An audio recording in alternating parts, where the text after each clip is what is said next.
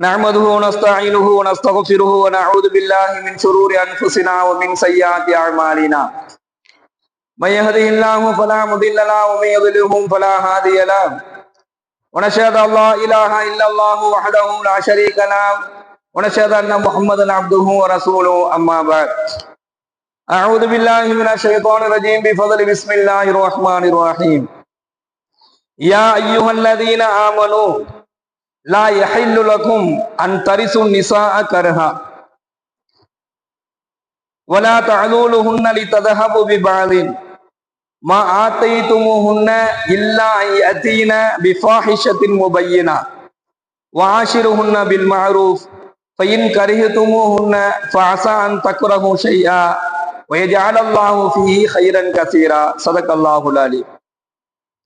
கண்ணியத்திற்குரிய அல்லாஹ்வின் நல்லடியார்களே, சகோதரர்களே, சூரா அன்-நிசாவினுடைய 19வது வசனத்தில் அல்லாஹ் சொல்லக்கூடிய ஒரு செய்தியை பார்க்கலாம். தொடர்ந்து 18 வசனங்களில் இதுக்கு மேல் சொல்லப்பட்ட வசனங்களில் பாவங்களை பற்றியும்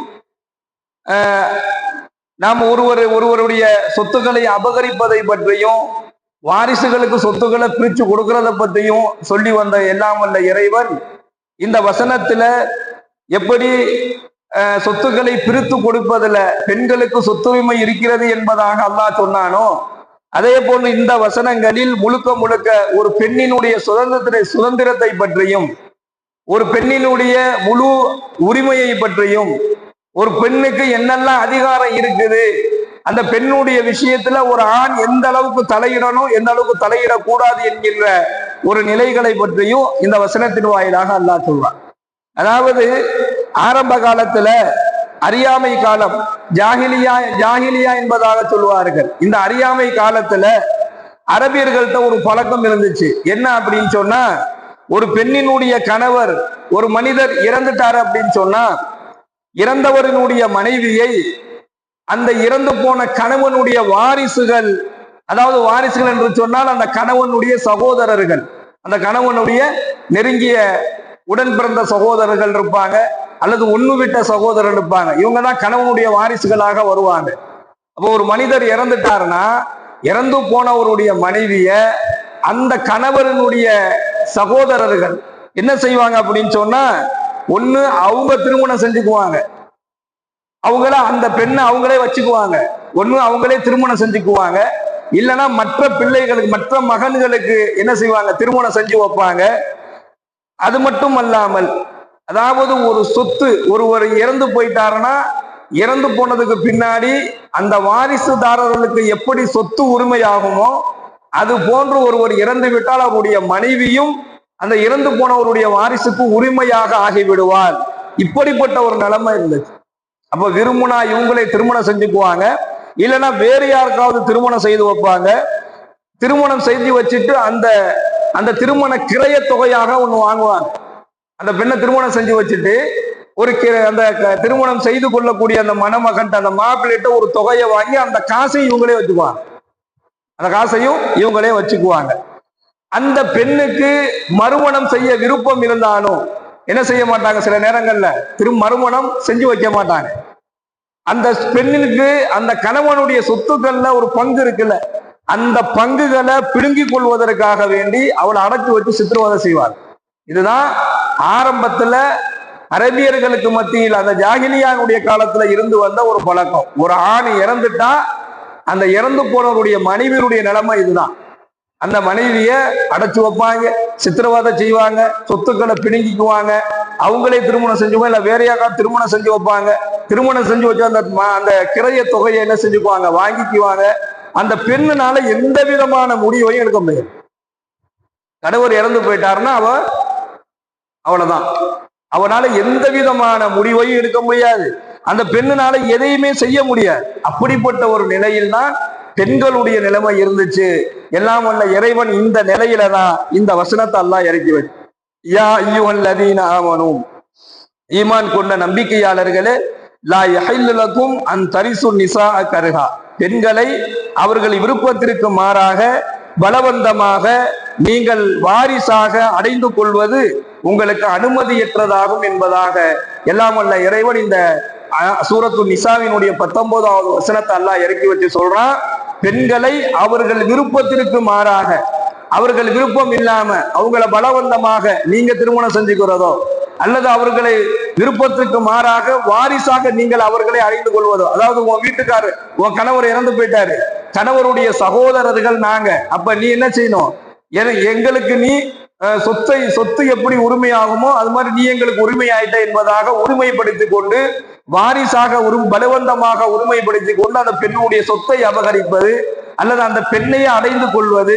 அல்லது அந்த பெண்ணை சித்திரவதை செய்வது, அந்த பெண்ணை தனக்கு ஒரு அடிமையாக வச்சுக்கிறது, இது போன்ற நிலையில் இருக்கும் பொழுதுதான் அல்லாஹ் சொல்றான், லா யஹில்லு லக்கும் அன் தரிசு நிஸாஅ கர்ஹா, எந்த ஒரு பெண்ணையும் என்ன செஞ்சிடாதீங்க, பலவந்தமாக அடைந்து கொள்வது, பலவந்தமாக வாரிசாக நீங்கள் அடைந்து கொள்வது உங்களுக்கு அனுமதி இல்லை என்பதாக இந்த வசனத்தின் வாயிலாக அல்லாஹ் சொல்றான்.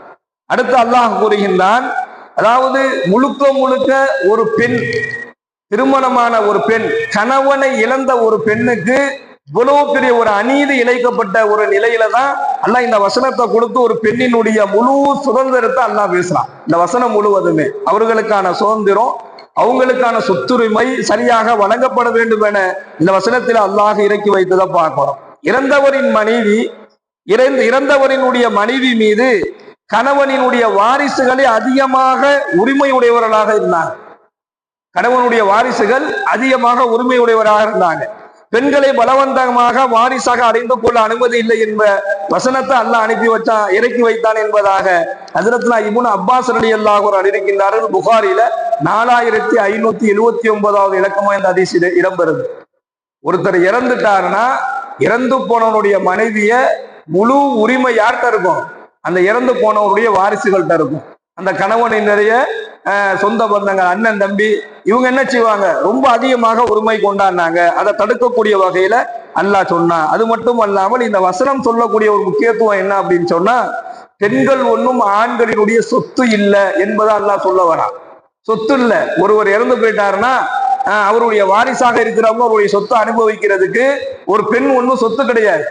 கணவர் இறந்து போயிட்டா அவளுக்கு சில காலங்கள் அல்லாஹ் கொடுத்திருக்கிறான், இத்தனை காலங்கள் இப்படி இப்படி இருக்கணும், அது நமக்கு தெரியும். அந்த காலங்களை தாண்டியதற்கு பின்னாடி, அந்த இத்தாவினுடைய காலம் முடிந்ததற்கு பின்னாடி அவ யார விரும்புறாளோ அவரை திருமணம் செய்து கொள்வதற்கு முழு அனுமதி அல்லாஹ் கொடுக்கிறான். அந்த பெண்ணை உரிமை கொண்டாடுவதற்கோ, நீ எங்க அண்ணனை திருமணம் செஞ்சிருக்க, நீ என் பிள்ளைய திருமணம் செஞ்சிருக்க, நாங்க சொல்றதுதான் முடிவு என்பதாக அவருடைய முடிவுல தலையிடுவதற்கோ யாருக்குமே உரிமை இல்லை.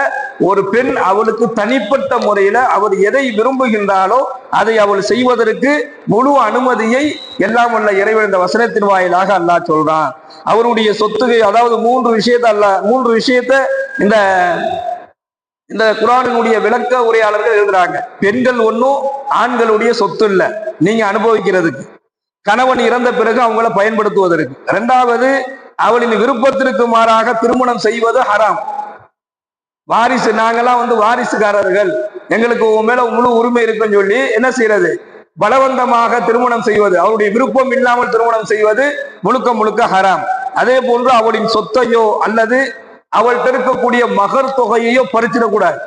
இப்போ கணவர் இறந்து போயிட்டார், அந்த அம்மா இருக்குது, மகர் நிறைய போட்டிருக்கலாம், குறைவா போட்டிருக்கலாம், அல்லது மகர் தொகை நல்லா நிறைய இருக்குது, எங்க அண்ணன் இவரது புருஷன் தான் இறந்து போயிட்டாரு, இப்போ அந்த இறந்து போனவருடைய சகோதரர்கள் அவங்க தானே வாரிசுகள், அவங்க போய் பலவந்தமாக என்ன செய்யக்கூடாது, அந்த மகர் தொகையை அந்த பெண்ணிட்ட இருந்து புடுங்கக்கூடாது. அது அவளுடைய உரிமை, அவளுக்கானது. இதெல்லாம் சொல்லிட்டு அல்லாஹ் சொல்றான், வலா தஅலூலுஹுன்ன லிததஹபு பிபஅதின் மா ஆதைதுஹுன்ன இல்லா யஅதீன பிஃபாஹிஷத்தின் பய்யினா. அதாவது அந்த பெண்ணிடத்துல நீங்க பகிரங்கமாக ஏதாவது ஒரு மானக்கேடான செயல்களை நீங்கள் செய்தால் அன்றி, ஒருவேளை அப்படி செஞ்சிட்டாங்க அப்படின்னு சொன்னா, அந்த பெண் ஏதோ ஒரு பகிரங்கமா ஏதோ ஒரு அருவருப்பான மானக்கேடான செயல்களை அந்த பெண்கள் செய்தால் அன்றி அவர்களுக்கு என்ன செய்யாதீங்க, அவர்களுக்கு கொடுத்ததை சிலவற்றை நீங்கள் பறித்து கொள்வதற்காக துன்புறுத்தாதீர்கள். அவங்கள்ட்ட ஏதாவது நீங்க ஒரு தவறான விஷயத்த, மானக்கேடான அருவருப்பான விஷயத்த நீங்க பார்த்துட்டீங்க அப்படின்னு சொன்னா அது அல்லாஹ் வேற சொல்றான். அதுக்கு நிறைய விஷயங்கள் அல்லாஹ் அவங்கள தடுத்து வைங்க, அவங்கள வீட்டுக்குள்ளேயே தடுத்து வைங்க என்பதாகலாம் சொல்லப்படுது. அவர்களுக்கு கொடுத்ததை சிலவற்றை பறித்து கொள்வதற்காக துன்புறுத்தாதீங்க. அதாவது திருமணம், அந்த கணவன் எதையாவது ஒன்று கொடுத்திருப்பார், அல்லது கணவன் என்ன செய்யறாரு, உயிரோட இருக்கும் போதே அந்த பெண் ஏதோ தவறா நடந்துக்கிறத பார்த்துட்டார். இப்ப இதை வாங்கணும் இல்லைன்னு சொன்னா அந்த பெண்ணை பிடிக்கல. இப்ப இங்க வந்து லைவ்ல திருமணம் செஞ்சு வாழ்றவங்களை பத்தி எல்லாம் பேசுறான். மனைவியை கணவன் வாழ்றாங்க, மனைவிய கணவனுக்கு பிடிக்கல. ஆனா அவள்கிட்ட என்ன இருக்குது, தான் கொடுத்த சில சொத்துக்கள்லாம் அவன் கையில இருக்குது, தான் கொடுத்த சில பணமெல்லாம் இருக்குது, நகையெல்லாம் இருக்குது. இதை பறிச்சுக்கிறதுக்காக வேண்டி என்ன செஞ்சிடாதீங்க, அவள் நீங்க துன்புறுத்தாதீங்கன்னு அல்லாஹ் சொல்றான். துன்புறுத்தா என்ன, வீணா பழி போடாத. இன்னைக்கு எவ்வளவு ஒருத்தருக்கு ஒருத்தர் மேல எவ்வளவு பழி போடுறத பார்க்கும். மனைவியை பிடிக்கல, அவள்கிட்ட இருக்கக்கூடிய தன்னுடைய காசு பணம் தான் குடிச்சு வச்ச சொத்துக்களை புடுங்கணுங்கிறதுக்காக வேண்டி என்ன செய்யறாங்க, நிறைய துன்புறுத்தலுக்கு ஆளாக்க போறாங்க. அதாவது அவதூறு பேச்சுக்களை பத்தி அல்லாஹ் சொல்றான். அவள்கிட்ட நீங்க மானக்கேடான விஷயங்களை நீங்கள் கண்டால் என்று அவர்களுக்கு கொடுத்ததை சிலவற்றை பறித்துக் கொள்வதற்காக நீங்க துன்புறுத்தாதீங்க. கணவன் இறந்ததற்கு பின்னாலும் ஒரு பெண்ணை என்ன செஞ்சிடாதீங்க, துன்புறுத்தாதீங்க. நீங்கள் மனைவியோடு வாழக்கூடிய காலத்திலேயும் அவங்க என்ன செய்யாதீங்க, அவர்களை நீங்கள் கொடுத்ததை வாங்குறதுக்காக வேண்டி துன்புறுத்தாதீங்க. முழுக்க முழுக்க ஒரு பெண்ணினுடைய உரிமையை பத்தியே அல்லாஹ் பேசுறான். அடுத்து அல்லாஹ் சொல்றான், வாஷிர் உன்ன பில் மாரூஃப், அவர்களிடம் நீங்கள் நல்ல முறையில் நடந்து கொள்ளுங்கள். நீங்க அவங்கள்ட்ட ஏதாவது ஒரு விஷயத்தை வெறுக்கலாம், ஆனால் நீங்கள் வெறுக்கக்கூடிய ஒன்றில் அல்லாஹ் நல்லதை வைத்திருக்கலாம். உங்க அல்லாஹ்வுக்கு தான் தெரியும். நீங்க உன்னை வெறுப்பீங்க, அல்லாஹ் சொல்றான் நீங்க உன்னை வெறுப்பீங்க, உங்களுக்கு அதுல வெறுப்பு வரும், உங்களுக்கு பிடிக்காம இருக்கும். ஆனால்